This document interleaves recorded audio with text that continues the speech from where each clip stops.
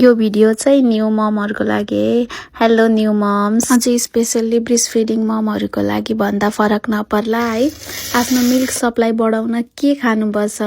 म चाहिँ यसरी बेला बेलामा खसीको खुट्टीको सुप बनाएर खाइरहेको छु है खसीको खुट्टीको सुप चाहिँ बनाउने तरिका मलाई नि राम्रोसँग त आउँदैन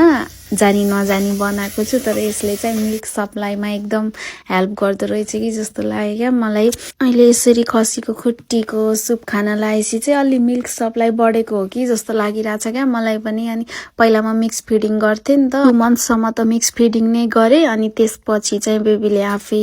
ब्रेस्ट फिडिङमै धेरै भयो क्या अनि अहिले चाहिँ मोस्टली ब्रेस्ट फिडिङ नै भइरहेको छ मिल्क सप्लाई बढाउनको साथसाथै अनि हाम्रो पोस्टपार्टम जर्नीमा प्लस प्रेग्नेन्सी जर्नीमा पनि यसले धेरै हामीलाई हिल गर्नलाई हेल्प गर्ने रहेछ क्या यसको बेनिफिटहरु एकदम धेरै छ हजुरहरुले के खाइराख्नु भएको छ नयाँ कुराहरु कमेन्टमा कमेन्ट गर्दिनु होला है thank you for watching bye by